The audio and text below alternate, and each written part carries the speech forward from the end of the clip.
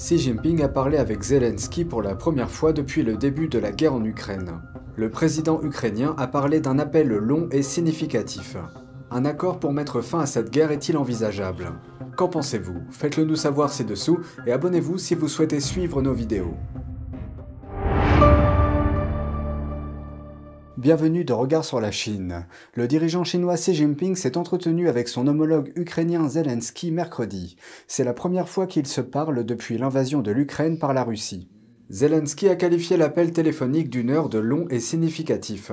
Il a ajouté dans un communiqué « Il ne peut y avoir de paix aux dépens de compromis territoriaux ».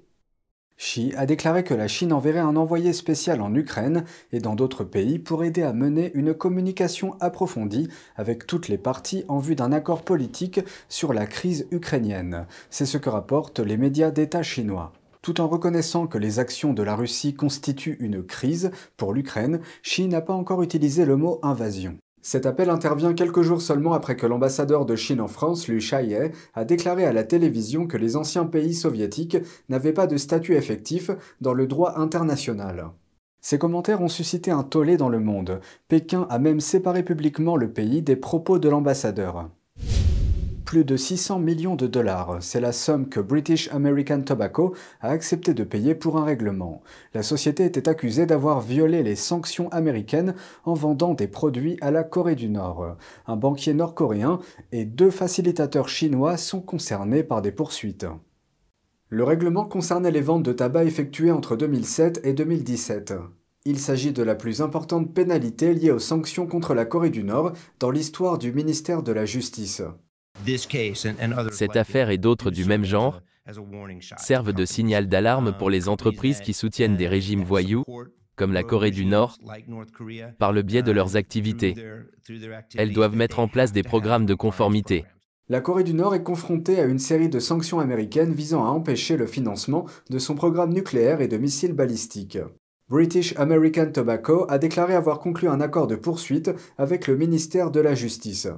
L'une de ses filiales à Singapour, BAT Marketing Singapore, a plaidé coupable. Le conseil d'administration de l'entreprise a publié une déclaration dans laquelle il déclare, je cite, « Nous regrettons profondément les fautes commises dans le contexte des activités commerciales qui ont conduit à ces règlements et reconnaissons que nous n'avons pas respecté les normes les plus strictes que l'on est en droit d'attendre de nous. » Le ministère de la Justice a également annoncé mardi des poursuites pénales à l'encontre d'un banquier nord-coréen, ainsi que contre 2 facilitateurs chinois qui sont toujours en liberté. Le département d'État américain offre une récompense de 5 millions de dollars et 500 000 dollars respectivement pour toute information permettant de les capturer. Un appel pour défendre sa foi. Il y a un peu plus de 24 ans, des milliers de pratiquants de Falun Gong ont manifesté pacifiquement devant un bâtiment gouvernemental de Pékin suite à l'arrestation de plusieurs de leurs compagnons de pratique. Notre chère collègue Laetitia Rodriguez s'est entretenue avec Alain Tong, président de l'association Falun Dafa France, pour faire la lumière sur ces événements très controversés et cette persécution inhumaine. Il y a 24 ans, le 25 avril 1999, 10 000 pratiquants de Falun Gong ont lancé un appel historique devant le siège du Parti communiste chinois à Zhongnanhai, au cœur de Pékin, dans le but de demander pacifiquement au régime communiste de mettre fin au harcèlement et à la répression infligée à leurs pairs par les autorités locales. Cet appel a été lancé à la suite d'une période de répression croissante et de l'arrestation illégale de 45 pratiquants du Falun Gong dans la ville de Tianjin, arrestation qui a suscité des inquiétudes à l'échelle nationale au sujet de la liberté de pensée et de croyance.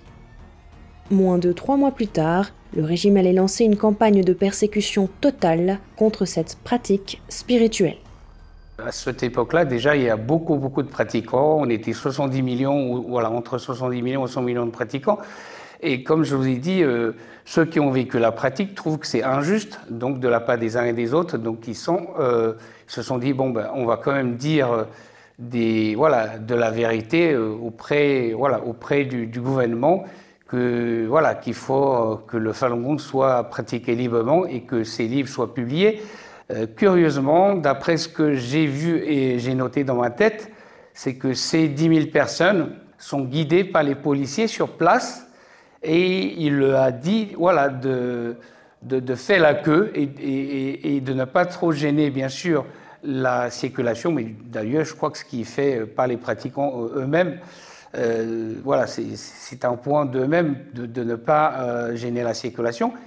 Jiang Zemin avait profité de cela en appelant encerclement du pouvoir, alors que les uns et les autres sont allés juste faire un appel pacifique pour faire comprendre au gouvernement que le Falun Gong est bon. Cette déformation des faits de la part du gouvernement chinois n'est pas le seul mensonge proféré dans l'objectif de diffamer la pratique et d'éradiquer le mouvement. Comme le rappelle Alain Tong, de nombreux Chinois ont été soudoyés pour participer à la propagande. Des personnes qui se sont montrées une scène d'immolation sur la place Tiananmen, en fait, compte, c'est juste une mise en scène, voilà, par la propagande. Ça, c'est terrible parce que ça a beaucoup choqué via la télévision la population tout entière. Et puis aussi, je me rappelle, en France, je crois vers 2000, l'ambassade de Chine a fait une exposition, justement, des scènes de photos pour montrer que ce sont des pratiquants de Falun Gong qui se sont suicidés, qui ont tué des gens, ou d'autres gens qui sont devenus fous après la pratique. Et ensuite, je pense que ces photos-là, on a su que voilà, ça a à voir avec cette fameuse histoire des 1400 cas pour diffamer le Falun Gong. Pourquoi? Parce que les médias et le régime chinois ont été chercher, par exemple, des familles pauvres, dont un membre, par exemple, qui se trouve à l'hôpital, qui n'arrive pas à payer les frais. Et eux, donc, ils ont été pour le convaincre de recevoir une interview et de passer des faux témoignages comme quoi, à cause de la pratique, qui sont devenus malades ou dans des hôpitaux psychiatriques, ils prennent des exemples des gens comme quoi, voilà, ils sont des pratiquants de Falun Gong, pour dire que ces gens-là, vous avez vu, ils ont pratiqué le Falun Gong, qui sont devenus fous, ou qui sont allés tuer des gens, ou ils se sont suicidés. On sait très bien que dans les enseignements du Falun Gong, le suicide est un crime, voilà, et on ne parle même pas de tuer, de tuer quoi que ce soit. Et donc on sait très bien que, voilà, avec le temps, cette propagande aussi des 1400 cas ont été complètement anéantis par, on peut dire, pas ce qu'ont dit les pratiquants de Falun Gong au fur et à mesure, pour dire que, voilà, complètement, on a trouvé les traces comme quoi ils ont été chercher vraiment des exemples tout à fait ordinaires et pervers pour diffamer le Falun Gong. Pour rappel, le Falun Gong est pratiqué librement et gratuitement par des millions de personnes dans plus de 130 pays dans le monde. Son enseignement repose sur les valeurs d'authenticité, de bienveillance et de tolérance.